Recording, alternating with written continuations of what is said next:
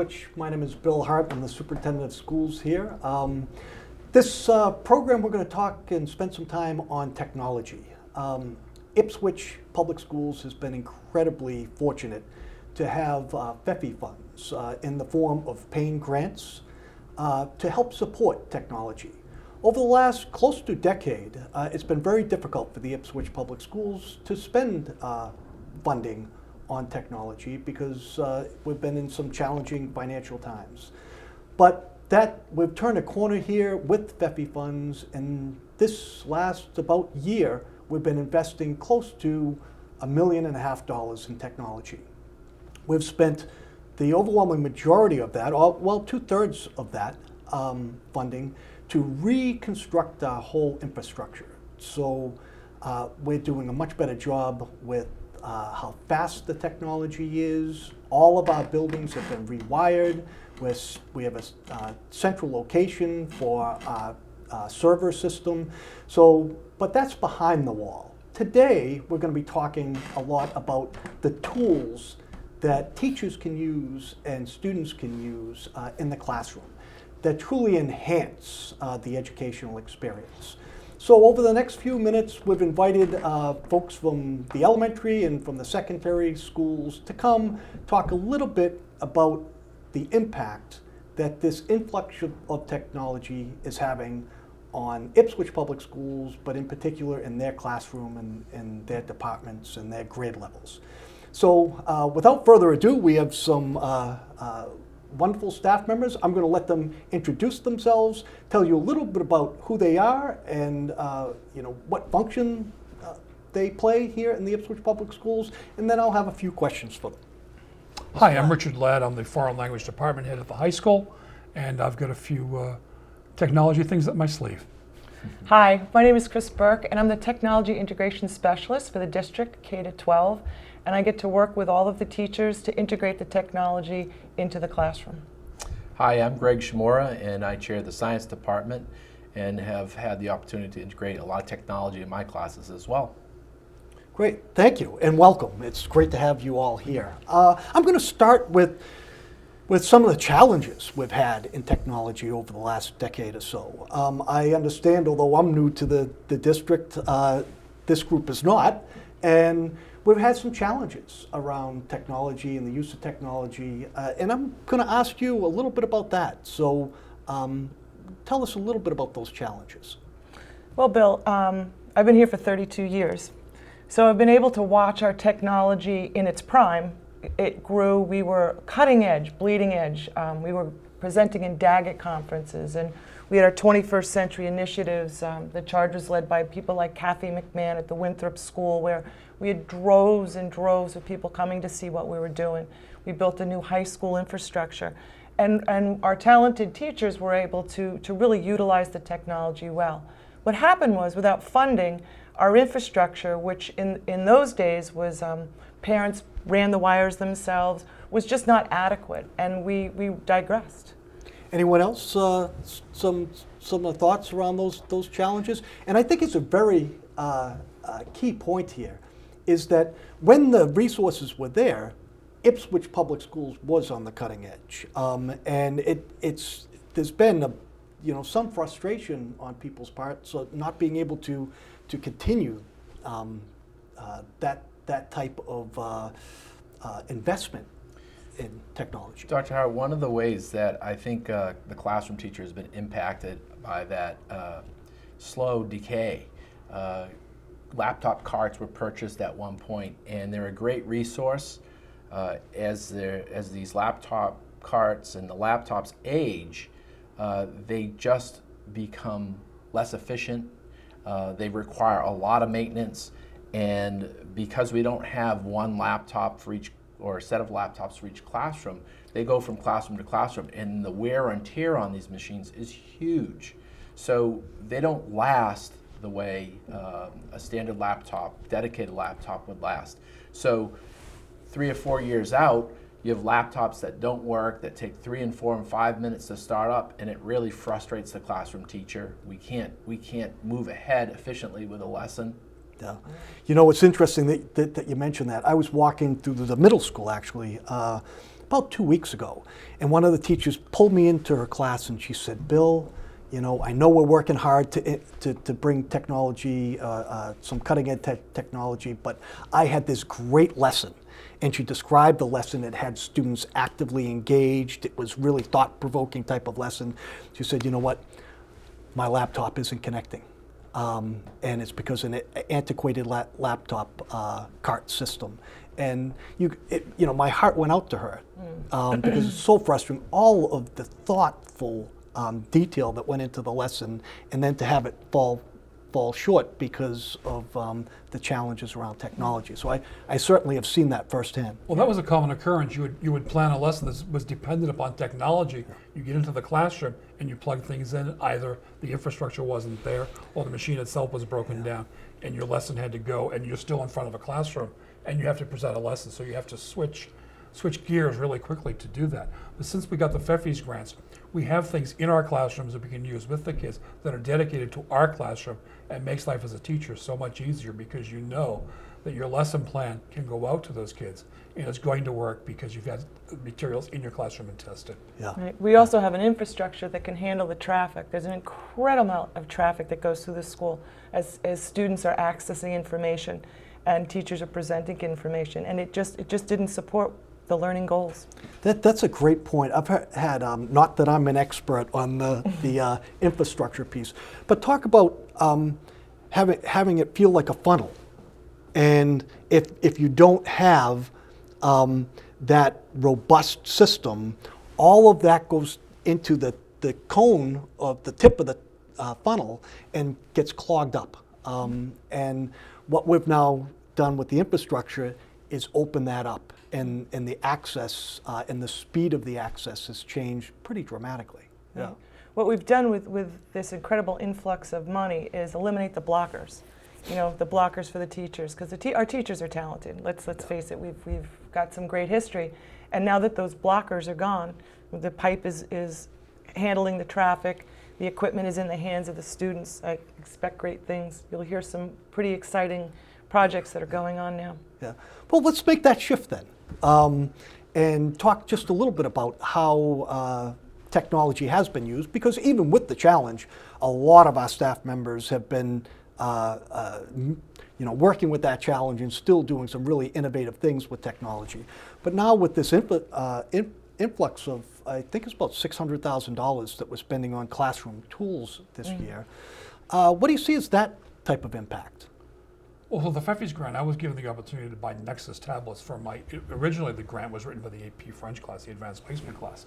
But when I found out the prices of this material, I was able to get far more pieces of equipment. So currently my advanced placement class is on Nexus tablet completely. The textbook, the workbook, the audio portion, the video portion, and all sorts of things that I give the students to work with are all on these Nexus tablets that they take home. This is their textbook. It's smaller than the Chrome laptop, and everything is right there for them. And it's a whole textbook conglomeration together on the Nexus tablet. They bring it to class, we go over whatever material we need to, and it's a terrific tool to have. And since I was able to get so many of them, I've funneled these into my other two senior French classes, and now I have 3 classes working off a group of Nexus tablets that is simply incredible, from dictionaries to textbook to audio. We can even get the audio news from France, download it, and they can see what's going in France. Oh, tell me a little bit about that. That sounds really interesting. I have a PowerPoint which I've edited, which talks about the gypsies in Paris and how they're mistreated. And I was able to take this video, put it into a PowerPoint, embed vocabulary around it so that the students can have clues as to what to listen for as the speaker from France tells about this story. And it's an incredible tool that I can go to when I'm talking with that topic, or I can download other broadcasts as well from time to time. Wow. And it's an incredible tool just to bring this stuff right to the kid and to put it into his hands. So now you had mentioned the students will bring that home, and what's the benefit of being able to bring it home? Well, the homework is on the Nexus. The homework isn't written. You don't have to write out an exercise. You go home and you listen to this broadcast, or you listen to this podcast. And we don't have to spend the time in class listening, because that's been the homework. When you get to class, now we can discuss what you've heard and discuss it in intelligent terms, rather than, what did you listen to? Great, Yeah. great. Great. How about you? Well, I also wrote a mini grant and was fortunate enough to be able to purchase a classroom set of Chromebooks, and having a dedicated set of machines in the classroom was tremendous. The Chromebook was a really affordable way to allow students access to the internet. In addition to that, they can actually work in a cloud-based environment, so they can save their work to a cloud, and then they can access that work from any other machine.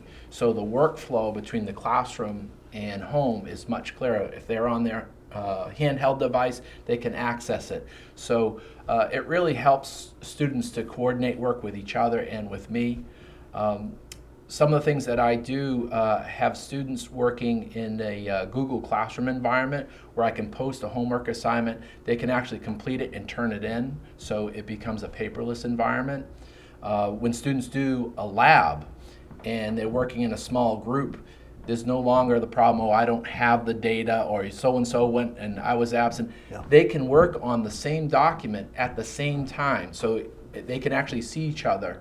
So whether they're at home or at school or they're away, they can complete an assignment in a very real-world way, the way that I think a lot of folks in work and the business world work, colleagues around the world. So we're modeling a lot of those skills that they need, and the Chromebook is a huge tool. One other plug about it, it starts up in about 8 seconds. Yeah. Laptops, as they age, they get all these updates, sometimes 2 and 3 and 4 minutes, and then you go to start it and you still run into obstacles. These can start and you're on the internet in 8 seconds. So within any class, you can actually have students get on the internet and apply some of the learning in an instant, 2 or 3 times within the classroom. So it's much more seamless, and the technology isn't clunky. Right. So it's faster. You know, it's interesting. I just want to point out for the viewing public that, because they may not know, I started my session speaking about the PAIN grants, which are big grants that have invested a lot in the technology. But what people don't know is that any teacher in the district with the mini grants can apply for mini grants, and they describe what they want to do, why they want to do it, how it's going to impact learning for students. And it can be up to $5,000. And both you folks have took the time, which we appreciate, to write those grants, and seeing, in addition to what the district is doing, things that are very specific to your classrooms, which is wonderful. Yeah, I want to talk about that too really quickly, because please, yeah. that goes back to our original 21st century philosophy, where instead of just giving teachers technology and saying figure it out, we ask teachers to thoughtfully think about technology and how they're going to use it in the classroom, and what advantages the technology has, instead of just handing them technology and walking away. So it's the information and what they're doing with it is well thought out, well planned curriculum. Yeah, great stuff. I know we're coming to a close in this segment of the show, but I just want to give you all a chance to maybe speak to, what you see the future as being, or anything that you might be excited about in the future. I started here 31 years ago with an Apple IIe, the green screen with the greener letters, and this has come so far in those 30 years. I have no idea where the future is going, but I would love to be in on it. Yeah, great. I just had the opportunity to see Heidi Hayes Jacobs speak, and she said, quote, "These are exciting times to be a teacher." And she talked about that the classroom is now beyond the 4 walls of this school, and creating learning environments, powerful learning environments, to support student learning for the 21st century literacy skills, digital media and global media, and so there's just exciting times now. Yeah, absolutely. Well, over the course of my teaching career, I've really come to understand how technology is affecting the way we teach. I see teachers now much more as educational engineers. We're designing learning experiences and expecting students to do the hard work of the learning. We all can stand and deliver really well, but we know you hit a wall at some point in terms of how much information they can take in. We're doing all the work when we're presenting. When we design learning experiences with technology, it's really, really setting them up to do much better learning, and I see us really moving ahead in that kind of way. That's such a great point, and a great way to wrap up this portion of the show is to say technology can be a bell and a whistle. And the great news is that the professionals that we have in Ipswich that are using this technology are really focusing on great, powerful learning. And technologies in helping enhance that. It gives students access to things that they never had access to before, research tools and collaboration tools. But it's still about the learning environment, and these are the folks that are making it happen for us. So thank you all for coming. We appreciate it. Thank you. Thank you. Thank you. Ipswich will be back in a moment with some of fine elementary educators talking about how technology impacts our younger children. Welcome back. This segment of the show, we're going to spend some time with teachers who work with our younger students. Very important part of the whole educational experience. And I'm going to ask them to introduce themselves, tell you a little bit about who they are and their, where they teach, and then we'll go into a series of questions. Hi, I'm Amy Gregory. I teach 5th grade at the Doyon School. I'm Jen Grenier. I'm a math specialist at the Winthrop School, so I work with preschool up through 5th graders. So I'm going to start again with this has been such a great influx of investment in technology, but that hasn't been the way it's been for the last several years. And I know both of you folks are people that care deeply about technology, have even taken some challenging environments and still done some wonderful things with students around technology. But it has been challenging. So could you help letting the community know some of those challenges? Sure. When we had our laptop carts, I think one of the biggest challenges was not only the clunkiness of the laptop and many students using them, but it was trying to get online. We were never able to use them in our school in a one-to-one environment to keep everybody online consistently, just because of the wiring, and we just didn't have the bandwidth. But we also had many home routers and modems that were connected from room to room. So it sounds kind of silly now thinking back because of where we are, but in order to be online, I had to have my classroom door open and another classroom door open. And we would turn the modem and try to manipulate it and move it just to stay online. Yeah. So that was a challenge. And then, I need to stop you because I think that's so such a reflection of the Ipswich teachers that we have. It's somebody else would say, you know what, I'm not dealing with that. But we, like you said, people patched things together. Right. We wanted and it made so it bad. Work. Yeah, yeah. We really wanted it. I'm sorry for interrupting, but I just fine. want to point out that how lucky we are.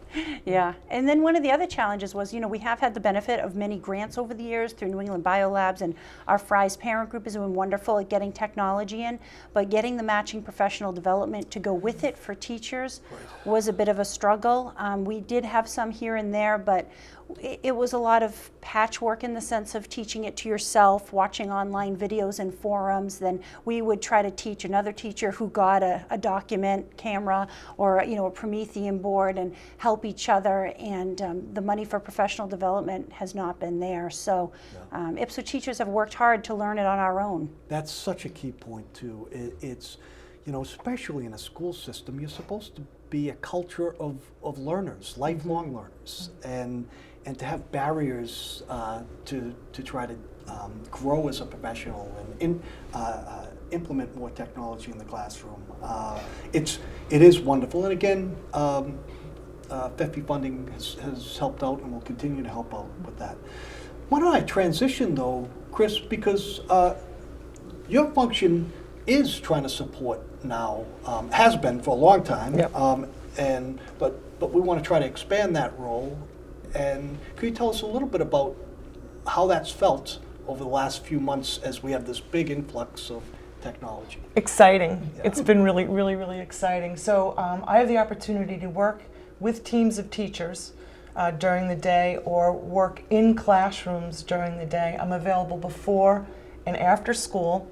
I run professional development workshops probably once or twice a week before and after school, invite people to come see something new. Run the technology courses that are held in the summer. And also this year I have money to send people to conferences, so we've been able to do the iPad Summit. Woohoo! We've been able to go to MassQ. Last couple of years, Amy and I presented. That was the only way we could get to MassQ, is to pay our own way.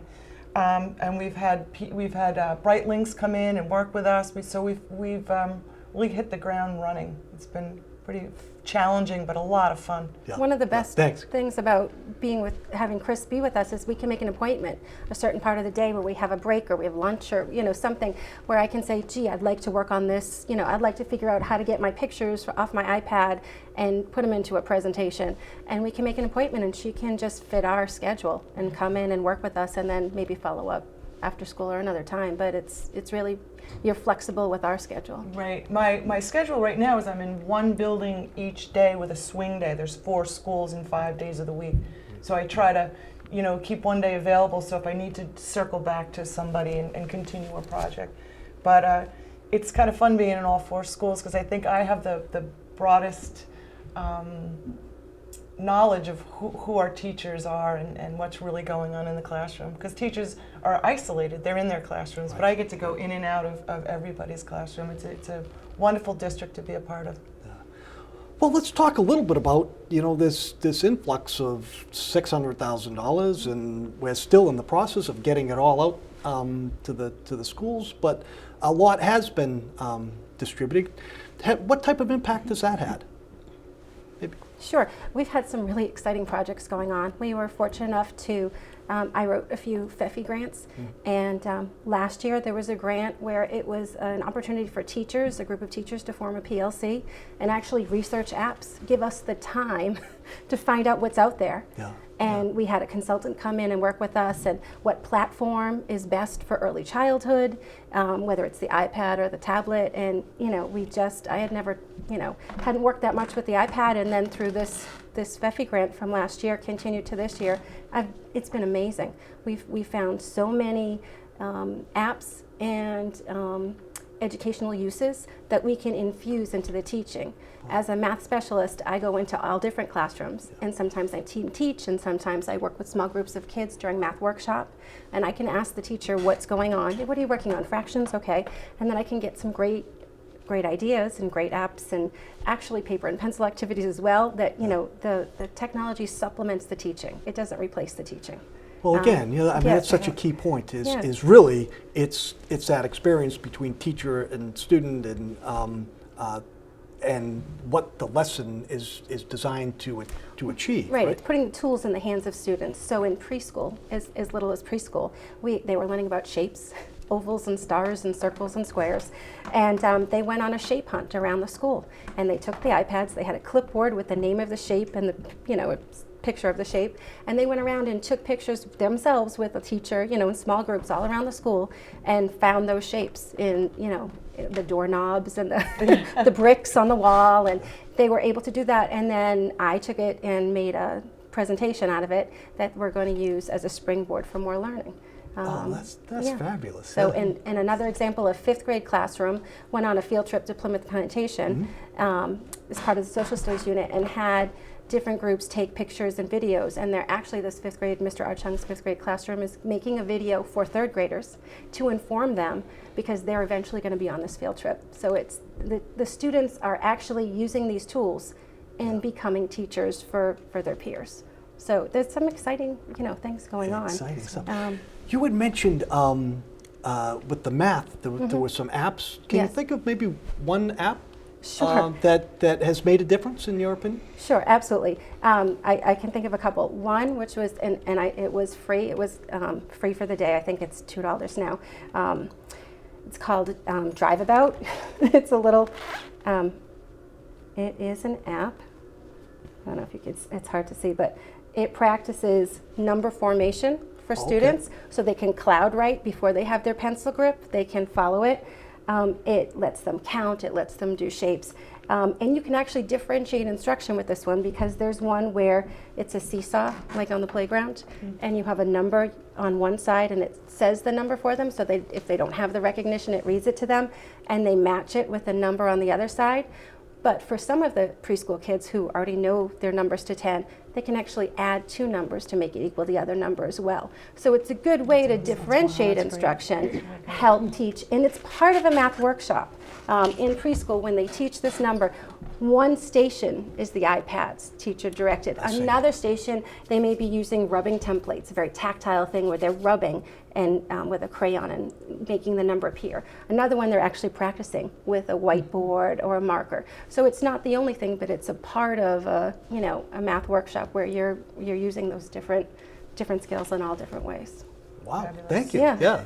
Fabulous. Amy, how about you? Anything that you'd say? Yeah, well, I've been busy. Over the past 2 years, I wrote 2 FEFI mini grants and received both of them, and it allowed me now, on the second year, to have a one-to-one classroom of Chromebooks. So I've been waiting for a one-to-one environment for many years now, and this is it, and it's been incredible. So around that grant, students were working in Writer's Workshop to write nonfiction books, and this year we're doing nonfiction articles. So having the Chromebook in the classroom allows us just a myriad of sites to research on. A decade ago, I couldn't use that tool. There was nothing except for books in my classroom or a trip to the library. And I have students doing projects from the Titanic to Babe Ruth, to the Patriots, to ancient pyramids. We can all research topics that we're passionate about and we have interest in. And that's key, is to looking at what are students interested in and what do they enjoy, and how can we create a meaningful product from it. So not only are we using them for content and research, but now the students are publishing online too, because we're using all of those tools. Tell me a little bit about that. Yeah. Well, we were using, as Greg Chimera spoke to it, the Google App Suite, where they're writing their books, and we can collaborate back and forth with commenting, and we all know we learn best from feedback, evaluation, going back in, making adjustments and changes. And part of our project, we did an author in residence with an author, children's book author in New Jersey. And she would Skype into the class, and she helped me in teaching some of the lessons around nonfiction writing. And then she went in the cloud into the kids' work and gave them that commenting features about things they could try differently, what she really enjoyed, what she's done in the past. And then I was able to go in and add my 2 cents as the teacher still. It's just amazing. And comment, yeah. And so this year we'll be doing it through Hornbook Magazine, which is a popular magazine that writes children's book reviews. The editor-in-chief, Roger Sutton, has offered to either come in the room or Skype, and then also get into the kids' work and offer them some feedback through the grant. So we have that piece, and then there's publishing to the audience. So they all have blogs. And they just asked me the other day, now who's going to be reading this? They don't want just the teacher to be reading it anymore. They want to know, what is my audience? So there's Scholastic has book review sites. There's many safe sites online now where students can publish their work. They can get valuable feedback, and they know, wow, my book review is on this site and that site, and it's on my blog, and I can show it to my family over Thanksgiving weekend. Wow. So it's meaningful to them. Well, as you're talking, I'm thinking I was a secondary teacher, and even at the secondary stage, to try to get students to share their work with other students was a big hurdle. Sophomores, juniors, seniors in high school. And you're saying in 5th grade, you have students enthusiastically asking how they could share their work with not only with you, with people in the classroom, or even a broader audience. Right. That's just amazing. Yeah, it really is. It's amazing. And it was very powerful having her in and Skyping, and the kids would have questions for her lined up and ready to go.